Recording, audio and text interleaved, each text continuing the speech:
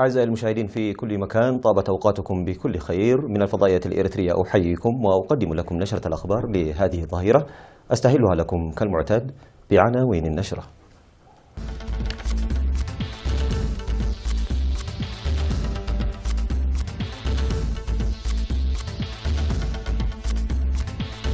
وزارة الحكومات المحلية تقيم أنشطتها وتبحث برامج 2018. تسير مواصلات على طريق عدخلة فكرة جغلتة. إشادة بالخدمات الاجتماعية في روروبيا. مقتل وإصابة العشرات في حادث قطار بجنوب أفريقيا. الكوريتان توافقان على إجراء محادثات رفيعة المستوى. و20 قتيلا إثر هجوم انتحاري بكابول.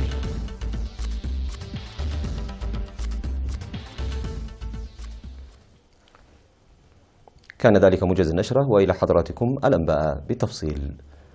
قيمت وزارة الحكومات المحلية أنشطتها لعام 2017 وبحثت البرامج الموضوعة لعام 2018. وقدم حكام الأقاليم تقارير مفصلة في الاجتماع الذي عقد في أسمرة يومي 3 و4 من يناير عن الأنشطة المنفذة وتحدياتها والمشاركة الشعبية. وأشارت التقارير إلى أن أمطار الربيع كانت جيدة، لكن عدم استمرار أمطار الخريف بالمستوى الذي بدأته أثر سلبا على الإنتاج الزراعي. وأوضحت التقارير أن البرامج المنفذة شملت القيام بدراسة لإدارة الأراضي من القرية وحتى الضواحي، وإعادة توزيع الأراضي الزراعية بلوائح واضحة، وحل خلافات الأراضي، وتجميع القرى، وحماية الحياة البرية، وتنمية الخضر والفواكه، وإجراء انتخابات مدراء الضواحي، وتعزيز دور الإدارات لإصلاح مساقط المياه. وقال وزير الحكومات المحلية السيد ولدن كيل أبرهة إن سنة 2017 كانت سنة انتقال إلى ربع القرن الثاني للاستقلال، وقد انطلقت فيها برامج كبيرة حسب الأولويات لتحسين الحياة المعيشية للشعب وإقامة جبهات التصدي، وسيدفع بهذه البرامج بقوة وتنسيق كبيرين هذا العام. وذكر الوزير ولدن كيل أن البرامج التي ستنفذ هذا العام تتضمن القيام بدراسات الكافية لكافة البرامج المنفذة وإيجاد حلول ملموسة، وانتشال المواطنين من الاتكالية، والعمل لإنجاح برامج التنمية، وتجميع القرى وإكمال الخدمات الاجتماعية، واستغلال السدود المشيدة للتنمية الزراعية المروية.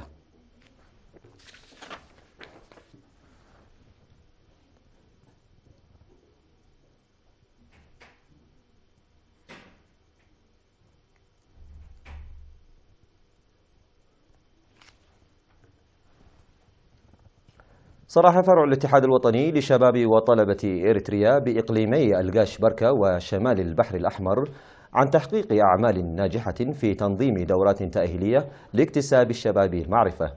وعلم بأن الاجتماعات التي عقدت في الإقليمين ركزت على أن الدورات التأهيلية المنتظمة تهدف لتعزيز المعرفة المهنية والتثقيف السياسي ورفع الوعي، كما نظمت سيمينارات للطلاب والشباب العامل وأعضاء قوات الدفاع. وأشار مسؤول الشباب في إقليم شمال البحر الأحمر الشاب إدريس عثمان إلى استمرارية الدورات المهنية تماشيا مع الجهود الجارية لاستغلال الثروات المتوفرة في الإقليم بفعالية. وذكر بالعمل القوي لرفع قدرات الشباب الاقتصادية بفتح فرص القرض من أجل النشاط في مجال تربية التواجن، داعيا لتعزيز دور الشركاء لإنجاح البرامج الموضوعة. من جانبه ذكر مسؤول المكتب المركزي للشباب السيد عقبة برهة لتعزيز العمل المنسق بين المواطنين والجهات الحكومية والجبهة، وخاصة دور الشباب النشط لبناء شباب متسلح بالمعرفة الأكاديمية والمهنية ومتحمل للمسؤولية. وأوضح مسؤول قسم الشؤون السياسية والتنظيمية في فرع الاتحاد في إقليم القاش بركة الشاب ماريكوس غرماتيان عن استمرارية العمل الموسع لتنفيذ الأنشطة التنظيمية المستحدثة هذا العام. من جانبه أوصى سكرتير الجبهة الشعبية في الإقليم السيد رزن أدوناي بالعمل القوي المركز على تقوية المنظمات وتأسيس مراكز جيدة من أجل مضاعفة دور ومساهمة الشباب في كافة المجالات مقارنة بما يتوقع منهم. بدأت شركة حارات المواصلات في الإقليم الجنوبي بتقديم خدمات المواصلات من عدخولة إلى فكيا تشيغنت. وطالب مسؤول حركة الحافلات في الشركة السيد صقها نسيت بارخ في الاجتماع الذي عقده مع سكان فكيا تشيغنت على العناية بالطريق الذي حقق رغباتهم لضمان استمرارية المواصلات. وقال مسؤول مكتب شركة حارات للمواصلات في الإقليم الجنوبي السيد أحمد علي الشوم إن الحافلة المخصصة على الخط ستقدم خدماتها من عدخولة إلى فقيا جغنطة بالذهاب والعودة 3 مرات في اليوم. وأكد السكان بأن الخدمات المقدمة من شركة حارات بسعر مناسب أسهمت لحل إشكاليات المواصلات، مؤكدين على استعدادهم لتلبية المتطلبات. وتوجد ضاحية فقيا جغنطة على بعد 33 كيلومترا من عدخولة.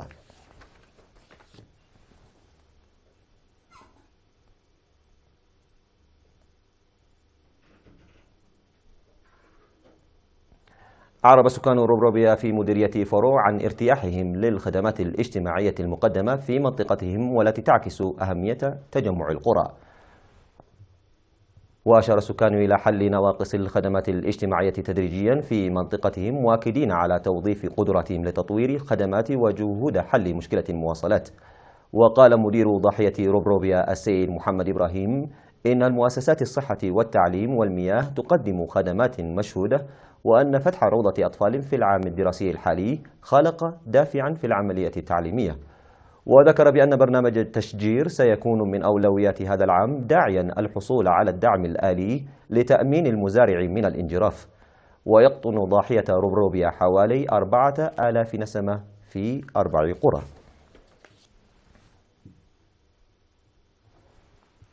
مشاهدينا الكرام، كانت تلك الأخبار الداخلية. فاصل قصير وأوافيكم بالأخبار العالمية، ابقوا معنا.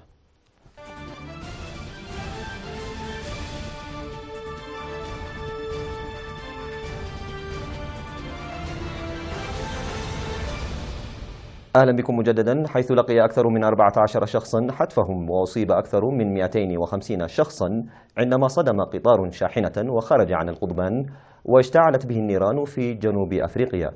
وقال وزير النقل في جنوب أفريقيا جو ماسوانغاني إن نحو 700 شخص كانوا على متن القطار الذي كان في رحلة بين بورت إليزابيث وجوهانسبرغ.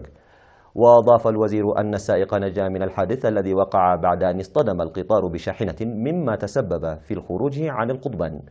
وأشارت وكالة الطوارئ في جنوب أفريقيا إلى أن تقديرات الضحايا أولية وأنه يخشى من ارتفاعها. وقال المسؤول في شركة سكة الحديد ليبهو موكاليفا لوكالة فرانس بريس من موقع الحادث إن فرق الإنقاذ تبحث تحت الركام عن ركاب علقوا في الداخل.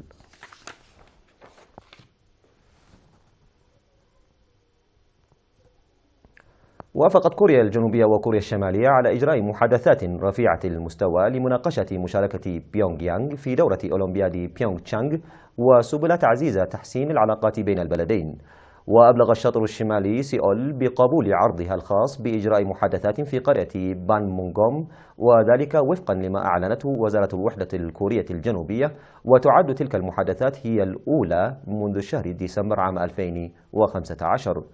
وقال بايك تاي هيون المتحدث باسم الوزارة حسب ما ذكرت وكالة أنباء يونهاب الكورية الجنوبية إن الأجندة الرئيسية للمحادثات ستتضمن كيفية تحسين العلاقات بين الكوريتين، بالإضافة إلى مشاركة الشطر الشمالي في أولمبياد بيونغ تشانغ المقررة في شهر فبراير المقبل، مشيرا إلى أن سيول وبيونغ يانغ ستناقشان التفاصيل المطلوبة من أجل إجراء المحادثات، بما في ذلك عناصر الوفود من كلا البلدين.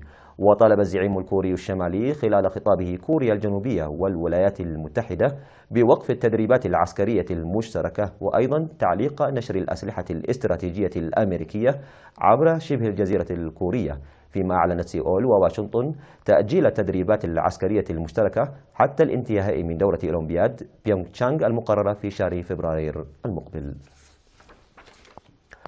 قال المتحدث باسم وزارة الداخلية الأفغانية إن التفجير الانتحاري الذي استهدف مقر قوات الشرطة في العاصمة كابول أسفر عن مقتل 20 شخصا وإصابة العشرات. وفي وقت سابق قال مسؤولون وشهود إن هجوما انتحاريا وقع في منطقة بالعاصمة الأفغانية كابول، مما تسبب في سقوط ضحايا في صفوف أفراد أمن. وأعلن تنظيم داعش الإرهابي مسؤوليته عن الهجوم الانتحاري الذي استهدف مقرا للشرطة الأفغانية في العاصمة كابول. وقال مسؤولون إن انتحاريا فجر نفسه بعد أن اقترب من مجموعة من أفراد الأمن كانت تنفذ مداهمة على تجارة المخدرات والكحوليات في منطقة من العاصمة لا تبعد كثيرا عن السفارة الأمريكية.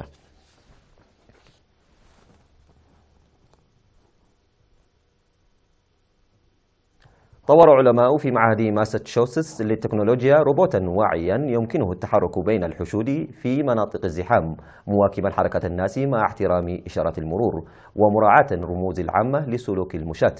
وعند التجوال في مكان مزدحم تجد المرة يتبعون رموزا اجتماعية معينة، ومن هنا جاءت فكرة الروبوت، وقد صممه المهندسون ليتنقل باستقلالية مع نظام حركة ملاحة منطقية وواعية اجتماعيا، ويمكنه مواكبة حركة سير المرة في أماكن الزحام دون الاصطدام بهم.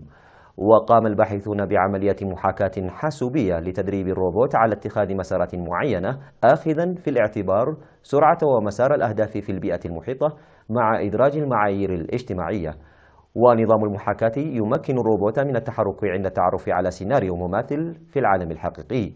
ويتم اختبار الروبوت بمركز ستراتا بمعهد ماساتشوستس للتكنولوجيا، وتفوق في اختبارات القيادة التي أجريت له، فاستطاع تجنب الاصطدامات ومواكبة تدفق المشاة بسلاسة.